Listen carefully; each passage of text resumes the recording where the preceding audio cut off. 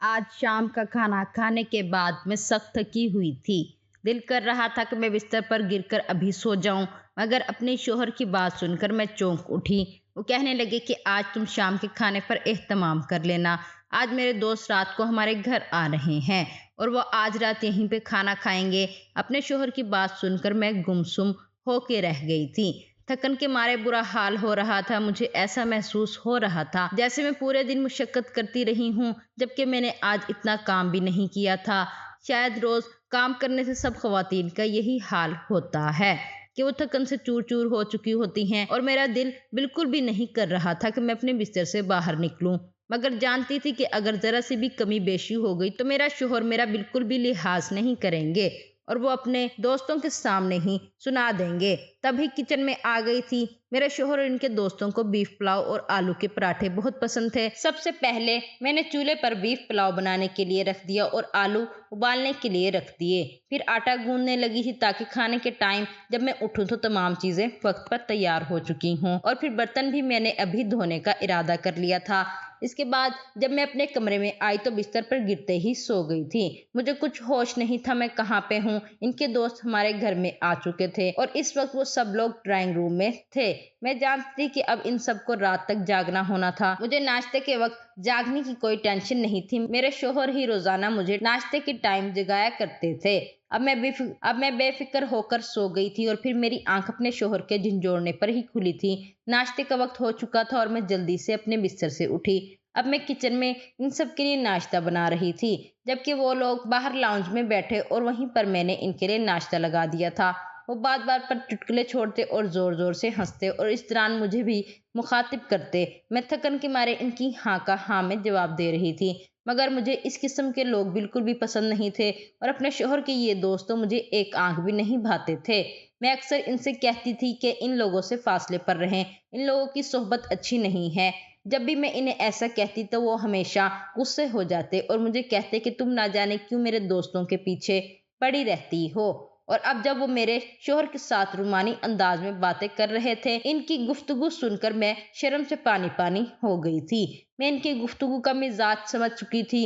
वो दर पर्दा मेरे बारे में मेरे शोहर को छेड़ रहे थे और मेरे शोहर भी हंसी मजाक में इन सब बातों को इंजॉय कर रहे थे।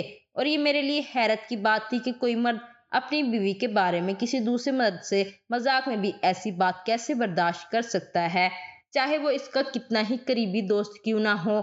मगर शायद इन लोगों की आपस में बहुत ज्यादा बेतकल्लुफी थी और सभी एक दूसरे को इस तरह से ही छेड़ रहे थे। मैंने जल्दी से इन लोगों के सामने नाश्ता रखा और फिर खुद अपने कमरे में आ गई थी और मैं फिर से सो गई थी, क्योंकि दिन को मुझे सोने की आदत ही नहीं थी। दिन को सो जाती तो मेरी तबीयत खराब हो जाती थी। मेरे शोहर मामूल से जल्दी जाने लगे थे और फिर शाम को भी वो जल्दी ही वापस आते थे। जाते वक्त मुझे इन्होंने कभी भी नहीं उठाया था। मैं फिर इनके जाने के बाद अपनी मर्जी से उठती और घर के काम काज करती थी। आज भी जब वो चले गए तो मैं अपने कमरे में सो रही थी। एक अजीब सा एहसास, मेरी आंख खुल गई। वो एहसास किसी के देखने का एहसास था, किसी के नजरों की तपिश का था। मुझे सोते हुए भी ये महसूस हो रहा था जैसे कोई मुझे घूर घूर कर देख रहा हो। और जब मैंने अपनी आंख खोली तो मेरे शोहर के दोस्त मेरे सामने खड़े थे। वो सब मुझे बेबाक नजरों से देख रहे थे। मैंने जल्दी से अपने वजूद को दुपट्टे में छुपा लिया था। मुझे किसी अनहोनी का एहसास हो रहा था। तभी ये देखकर मुझे अपने हाथों पैरों से जान निकलती हुई महसूस हो रही थी। एक एक करके वो मेरी तरफ बढ़ने लगे और फिर इन लोगों ने, मेरा ताल्लुक इस तबके से है जहां पर सब लोग मेहनत करके खाने के आदी थे। मेरे अब्बू मजदूर आदमी थे, माँ लोगों के कपड़े सिलाई करती थी और बड़ी बहनें भी अम्मा के साथ मिलकर ये काम करती थीं। अम्मा ने अपना ये हुनर मेरी बहनों में भी मुंतकिल कर दिया था। क्योंकि मुझे इस सब चीजों का कोई शौक नहीं था, मैं हमेशा से ही ऊंचे ख्वाब देखने की आदी थी। मेरा हमेशा से ही ये ख्वाब था कि मैं पढ़ लिख कर कुछ बन जाऊंगी और फिर मुझे ये छोटे मोटे काम नहीं करने पड़ेंगे। जब भी मैं अपने ख्यालात का इजहार अपनी बहनों और अम्मा के सामने करती तो मुझ पे वो गुस्सा करती। मुझे कहती कि इंसान को अपनी हैसियत के मुताबिक ख्वाब देखने चाहिए। ऊंची उड़ान उड़ने से इंसान मुंह के बल गिरता है। और मैं इनकी बातों को एक कान से सुनकर दूसरे कान से निकाल दिया करती थी। इन्हीं दिनों मेरी दोनों बहनों का रिश्ता आ गया था। वो दोनों भाई थे और दोनों ही अपना छोटा मोटा कारोबार कर रहे थे। अब्बू ने मामूली छानबीन करने के बाद इन लोगों को हाँ कह दी थी और फिर दोनों बहनों की शादी भी एक साथ ही हुई थी। अब घर में अम्मी अब्बू के साथ में अकेली ही रह गई थी और अब चूंकि घर में कोई और नहीं था, इसीलिए मुझे घर के सारे काम करने भी पड़ते थे। इससे मुझे हमेशा ये फिक्र सताती रहती थी, बर्तन धोने से मेरे हाथ खराब हो जाएंगे, धूप में काम करने से मेरी स्किन खराब हो जाएगी। यही वजह थी कि मैं काम तो करती थी, साथ मुझे अपनी खूबसूरती का भी ख्याल सताता रहता था। अम्मा कभी तो मेरी बात पर हंस पड़ती थी और कभी वो मुझे डांटते हुए कहती कि खुदा का खौफ करो, ऐसी बातें मत करो, खुदा की लाठी बेआवाज है, ऐसा ना हो कि इसे तुम्हारा गरूर बुरा लग जाए और तुम्हें इसकी सजा मिल जाए। मगर मैं हमेशा खुदा से अच्छे की उम्मीद रखती थी कि मेरे लिए बहुत अच्छे घराने से रिश्ता आएगा। और फिर ऐसा ही हुआ। मेरे लिए जिस इंसान का रिश्ता आया था वो दुनिया में अकेला था, इसकी फैमिली में कोई भी नहीं था और इसका अपना बिजनेस था। इसका शुमार खुशहाल खाते पीते लोगों में होता था। जब मुझे ये बात पता चली तो मैं खुशी से खिल उठी। इस रिश्ते से मुतमईन थी कि वो हर तरह से मेरे मिजाज के मुताबिक थे। मैं भी भरे भरे घर में नहीं रह सकती थी, ज्यादा लोगों की जिम्मेदारियां नहीं उठा सकती थी, इसलिए अम्मा मुतमईन थी कि मैं इस घर में खुश रहूंगी। मगर अब्बू को इस रिश्ते के हवाले से काफी खदशात थे। इनका कहना था कि लड़का अकेला है, इसमें संजीदगी नाम की कोई चीज नहीं है और इसके बारे में सुना है कि वो लड़कियों के पीछे पड़ा रहता है। अम्मा ने इनके खदशात को गोया चुटकियों में उड़ा दिया और कहने लगी कि ऐसे रिश्ते किस्मत वालों को मिलते हैं, आप जरा अपनी साहबजादी के मिजाज पे तो मुलाहजा फरमाएं। अम्मा की बात सुनकर मैं मजीद नाराजगी से इन्हें देखने लगी थी और फिर इस लड़के ने जहेज लेने से साफ मना कर दिया था और कहने लगा कि मेरे घर में सब कुछ मौजूद है, मुझे किसी चीज की कमी नहीं है। इसकी इस बात पर मुझे फख्र का एहसास हुआ था और फिर मैं रुखसत होकर इस घर में आ गई थी और तब मुझे अब्बा के खदशात काफी हद तक दुरुस्त मालूम हुए थे। वाकई वो अजीब था और संजीदगी इस बंदे को छू कर भी नहीं गुजरती थी। वो अपने दोस्तों में बहुत माकूल थे और वो खुद भी दोस्तों के लिए जान देने को भी तैयार रहते थे। शायद इसकी वजह ये थी कि इनके अपने खानदान में कोई भी नहीं था, वो अकेले थे। इनके दोस्त घर में भी आते थे और दंदनाते हुए पूरे घर में घूमते फिरते थे। ये बात मुझे बहुत बुरी लगती थी। मैं शुरू में अपने शोहर को इस बात पर टोकती थी कि आपके दोस्त का घर में क्या काम है, तो मेरी बात सुनकर वो खफा हो जाते और कहते कि वो मेरे दोस्त हैं, अगर मेरे घर में आ जाते हैं तो इसमें क्या बुरा है। इनकी बात सुनकर मैं झंझला जाती थी। मुझे आपके दोस्तों के घर पे आने पर कोई एतराज नहीं है, मेरी तरफ से 1000 बार आए, मगर वो हर कमरे में हर जगह पे क्या झांकते फिरते हैं। मैं किचन में होती हूँ तो वो किचन में आ जाते हैं, अगर मैं कमरे में आराम कर रही हूँ, लेटी हूँ, सो रही हूँ तो वो भी सर पर खड़े हो जाते हैं। मुझे ये सब कुछ पसंद नहीं है। मेरी बात सुनकर वो कहने लगे कि फिक्र मत करो, तुम्हें इनसे कभी शिकायत का मौका नहीं मिलेगा। वो तो मुझे अपना भाई समझते हैं, तुम्हें बहन समझते हैं, इसलिए तुमसे बेतकल्लुफी बरतते हैं। इनकी ये बात मेरी समझ से बाहर थी। मैंने शुरू से अपने घर का और अपने खानदान का यही माहौल देखा था कि हमारे अब्बा का जो भी दोस्त थे वो घर से बाहर तक रहते थे और जो बाकी कजन वगैरह के दोस्त होते थे वो भी इनके घर नहीं आते थे। ये मेरे शोहर की निराली ही दोस्ती थी। इसका कहना था कि मुझ पर मेरे दोस्तों का इतना ही हक है जितना कि तुम्हारा। इनकी बात सुनकर मुझे जोर से हंसी आ जाती थी। मैं इनकी बीवी थी तो इनके दोस्तों का हक मेरे बराबर कैसे हो सकता है। जब ये बात मैं इनसे पूछी तो वो मुंह फुला लेते और कहते कि मुझे दोस्त कहते थे कि शादी के बाद तुम्हारी बीवी तुम्हें हमसे मिलने नहीं देगी, हमसे दूर कर देगी। और देखो ऐसा ही हुआ, तुमने आते ही मुझे इनसे बदजन करना शुरू कर दिया। और ये बात सुनकर मैं अपना सर थाम कर रह गई थी। इनको समझाना बहुत मुश्किल काम था। हर दूसरे तीसरे दिन इनके दोस्त घर में आ जाते थे और इनकी नजरें मेरे वजूद के आर पार होती महसूस होती। मुझे इनकी नजरों से बहुत उलझन होती थी और मुझे हैरत अपने शोहर पर होती थी जिन्हें अपने दोस्तों की बदलती हुई नजर भी महसूस नहीं होती थी। और अगर मैं कुछ कह देती तो वो मुझे ही गलत करार देते थे। अब मैं ये सोचकर परेशान थी कि इस जैसे शख्स के साथ जिसमें बहुत ही ज्यादा गैर संजीदगी थी, इसके साथ जिंदगी कैसे गुजारी जा सकती थी। इस दिन मैं रात का खाना बनाने ही लगी थी जब मेरे शोहर की कॉल आई कि आज मेरे दोस्त घर पे आ रहे हैं और तुम इनके लिए खाने पर एहतमाम कर देना।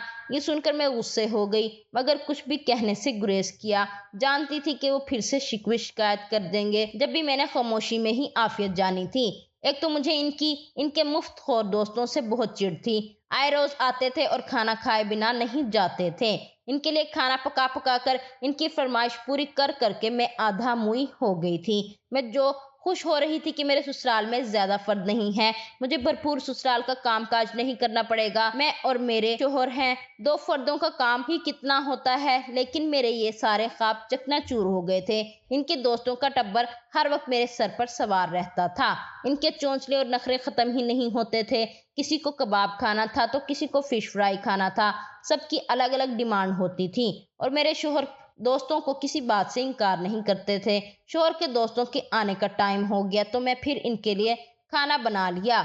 जब मैं रोटी पका रही थी तभी मेरे शोहर अपने दोस्तों को लेकर घर में दाखिल हुए थे और इनका ये एक दोस्त जो मुझे एक आंख भी नहीं भाता था और ड्राइंग रूम में जाने की बजाय सीधा किचन में आ गया। इस वक्त मैं दुपट्टे से बेनियाज थी और वो बेतकल्लुफी से मुझसे बातें करने लगा, मगर इसकी नजरें मेरे जिस्म पर थीं। मैंने जल्दी से अपने वजूद को दुपट्टे में लपेट लिया था। इसकी नजरों से मुझे सख्त उलझन हो रही थी। मेरा घबराया हुआ अंदाज देखकर वो हंस पड़ा और कहने लगा कि मेरा दोस्त बहुत खुशकिस्मत है जिसे आप जैसी बीवी मिली है। इसकी आंखें इसका साथ नहीं दे रही थी। वो जुबान से तो मुझे भाभी कह रहा था, मगर इसकी आंखों में नजर आती गंदगी और हवस देखकर मैं बौखला गई थी। जल्दी से इसे हटने के लिए कहने लगी कि आप अंदर चलकर बैठे, मैं बस खाना लगाने वाली हूँ। फिर खाना लगाने के बाद मैं अपने कमरे में आकर बैठ गई थी। अब मैं बुरी तरह से परेशान हो चुकी थी कि अब मैं अपने शोहर को इस बारे में कैसे बताऊं। खाना खाने के बाद मेरे शोहर ने चाय बनाने का कह दिया था। आज मैं बहुत थक गई थी, मेरी कमर में सख्त दर्द हो रहा था, मगर फिर भी मैं इनकी फरमाइश पूरी करने के लिए किचन में आ गई थी। चाय बनाने के बाद मैं ट्रे में कप रखकर ड्राइंग रूम के दरवाजे के पास पहुंची तो मैंने अभी हाथ दरवाजे पर दस्तक देने के लिए बढ़ाया ही था जब अंदर से आती आवाजें सुनकर मैं अपनी जगह पर ठटक कर रह गई थी। मेरे शोहर के दोस्त इनके साथ मेरे बारे में जिस किस्म की बातें कर रहे थे, इसे सुनकर मैं जी जान से कांप के रह गई थी। वो जिस्म के खद्दोखाल के बना पर मेरे शोहर को छेड़ रहे थे और मुझे ऐसा महसूस हो रहा था कि जैसे मैं इतने लोगों में बेलिबास हो गई थी। मगर तब मेरी हैरत की इंतहा न रही जब मेरे शोहर का कहका सबसे ज्यादा बुलंद था और इन्होंने इस घटिया मजाक से बहुत ही ज्यादा लुत्फ उठाया था। ये देखकर मेरा गुस्से से दिमाग घूम उठा था। मैंने दरवाजे पर दस्तक दी और चाय अपने शोहर के हवाले करके मैं अपने कमरे में वापस आ गई थी। मेरा गुस्सा किसी भी तौर पर कम नहीं हो रहा था। मुझे रह रहकर इनके दोस्त पर गुस्सा आ रहा था जिसने इस कदर घटिया बात की थी, और इससे ज्यादा तो मुझे अपने शोहर पर गुस्सा था जो ये सब कुछ सुन रहे थे। वो कमरे में आए तो मैं इनके सामने फट पड़ी और इनसे कहने लगी कि आप जानते हैं कि मियाँ बीवी एक दूसरे का लिबास होते हैं। बीवी के बारे में इस तरह की बातें कौन अपने दोस्तों को बताता है, और बजाय इसके कि आप इसका मुंह तोड़ते, आप इसकी बातों पर हंस रहे थे। इन्होंने मुझे हैरानगी से देखा। तुम कितनी पुरानी सोच की मालिक हो। दोस्तों में ये हंसी मजाक चलता ही रहता है। इनकी इस बात से मैं हैरान रह गई थी। इस बात को अपनी बेइज्जती महसूस ही नहीं कर रहे थे। तभी वो कहने लगे कि इंसान इससे ही बात करता है जिसे अपना समझता है, और तुम मेरे और मेरे दोस्तों के बीच में मत आना। इन्हें समझाने के लिए कहा कि अगर वो आपके दोस्त हैं तो आप इनकी दोस्ती अपने तक रखें। अगर इन्हें घर में लाना चाहते हैं तो बेशक घर में लेकर आएं। इनकी दावत करना चाहते हैं बेशक करें, मगर इन्हें अपनी जात तक महदूद रखें। जब वो लोग मेरे बारे में बात करते हैं, जो मेरे साथ बेतकल्लुफी करने की कोशिश करते हैं, तो ये चीज मुझे अच्छी नहीं लगती। मगर इन्होंने मेरी बात को एक कान से सुनकर दूसरे कान से बाहर निकाल दिया था, और वो इन लोगों के साथ वो बातें भी करते थे जो हम दोनों के अलावा किसी को मालूम नहीं थी, और शर्म के तकाजे के मुताबिक वो किसी को बतानी भी नहीं चाहिए थी। मगर जब मैंने इन्हें अपने दोस्तों के साथ ही ये बातें करते हुए सुना तो मैं अपना सर पीट कर रह गई थी और सोच रही थी कि इस शख्स को कैसे समझाऊं कि जैसा ये इन्हें समझ रहा है वो वैसे नहीं है। सुबह वो मेरे शोहर के साथ ही घर से बाहर चले जाएंगे। तभी मैं आराम और सुकून से सो रही थी, मगर मैं नहीं जानती थी कि वो लोग घर पर ही हैं और मेरे शोहर इन्हें यहीं छोड़कर खुद ऑफिस में चले गए थे। इन्होंने ना जाने अपने दोस्तों पर इस हद तक एतबार क्यों किया था। इन्हें एक बार भी मेरा ख्याल नहीं आया था कि घर में इनकी बीवी अकेली थी और इन्हें कम से कम अपने दोस्तों को रुखसत करके घर से बाहर निकलना चाहिए था। इन्होंने इस बात की परवाह नहीं की और इस चीज का खमियाजा अब मुझे फिर भुगतना पड़ रहा था। इन सब ने मुझे बेलिबास करके मेरी इज्जत लूट ली थी। मैं रो रो कर निढाल हो चुकी थी। मेरा बुरा हाल हो रहा था। मुझ में अपनी जगह से हिलने की भी सकत नहीं थी, और तभी मेरे हवासों पर अंधेरा छा गया था और मैं होशो हवास में बेगाना हो गई थी। نہ جانے کب تک میں بے ہوش رہی۔ جب میری آنکھ کھلی تو میں ہسپتال میں تھی۔ میرے پاس ہی میرے شوہر بیٹھے ہوئے تھے۔ کھڑکی سے باہر رات کا منظر آ رہا تھا اور یہ رات تو میری زندگی میں بھی اتر آئی تھی اور اس کا مطلب تھا کہ میں پورا دن بے ہوشی کی حالت میں رہی تھی۔ جب میں نے اپنے شوہر کو دیکھا تو ان کے چہرے پر پریشانی کے آثار تھے۔ وہ بہت ہی زیادہ فکر مند لگ رہے تھے۔ ان کے الجھے بکھرے بال ان کے اندر کی پریشانی کی، ان کی تکلیف کی عکاسی کر رہا تھا۔ مجھے ہوش میں آتا دیکھ کر نرس نے میرا حال و احوال دریافت کیا اور پھر کمرے سے باہر چلی گئی۔ اب میں اور میرا شوہر کمرے میں اکیلے تھے تو پھر میرے شوہر اٹھ کر میرے پاس آ گئے اور میرا ہاتھ پکڑ کر کہنے لگے کہ مجھے بتاؤ کہ وہ کون تھا، یہ سب کچھ کس نے کیا؟ مجھے بتاؤ، میں اسے جان سے مار دوں گا، میں اسے زندہ نہیں چھوڑوں گا۔ اس کی ہمت کیسے ہوئی میری بیوی کے ساتھ ایسا کرنے کی؟ ان کی بات سن کر میں زوردار انداز میں ہنس پڑی۔ آہستہ آہستہ میرا قہقہ پہلے سے بھی زیادہ بلند ہو رہا تھا۔ میں بے تحاشا ہنس رہی تھی۔ ہنستے ہنستے میری آنکھوں میں آنسو آ گئے اور اب جب میں نے اپنے شوہر کو دیکھا تو نہ جانے میری نظروں میں ایسا کیا تھا کہ وہ خوف سے سہم کر رہ گئے تھے۔ وہ مجھے کہنے لگے، اس طرح سے مت کرو، ایسے مت دیکھو، میرے دل کو کچھ ہو جائے گا۔ سیدھی طرح سے مجھے بتاؤ کہ وہ کون لوگ تھے اور یہ سب کچھ انہوں نے تمہارے ساتھ کیوں کیا؟ اور پھر جو بات میں نے اپنے شوہر کو بتائی تو اسے سن کر انہیں اپنے کانوں پر یقین نہیں آ رہا تھا۔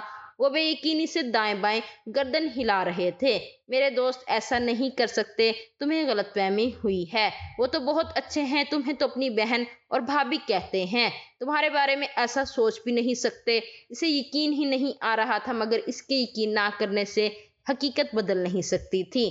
اور پھر میں جب گھر آ گئی تو میرا شوہر بالکل گم سم سا ہو کے رہ گیا تھا، نہ ہنستا تھا، نہ بولتا تھا اور نہ وہ گھر سے باہر نکلتا تھا۔ اب تو اس نے اپنے کسی بھی دوست سے بات تک کرنا چھوڑ دیا تھا۔ اب وہ آفس سے سیدھا گھر آتے تھے اور وہ بالکل خاموش رہتے تھے۔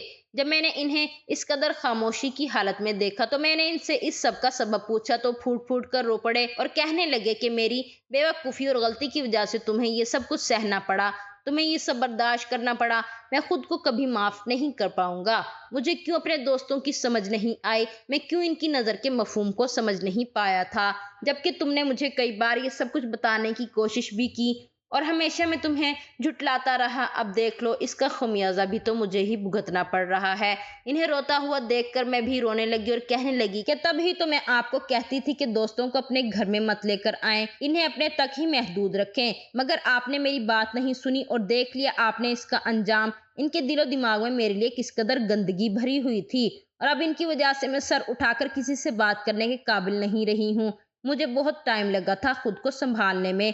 اب میرے شوہر کا یہاں سے دل اٹھ گیا تھا، وہ یہاں پر رہنا ہی نہیں چاہتے تھے۔ انہوں نے باہر جانے کے لیے کوشش شروع کر دی تھی اور پھر کچھ ماہ کے بعد جب ہم دونوں کا ویزا لگ گیا تو وہ یہاں سے اپنا کاروبار سب کچھ بیچ کر مجھے لے کر پاکستان سے باہر شفٹ ہو گئے تھے۔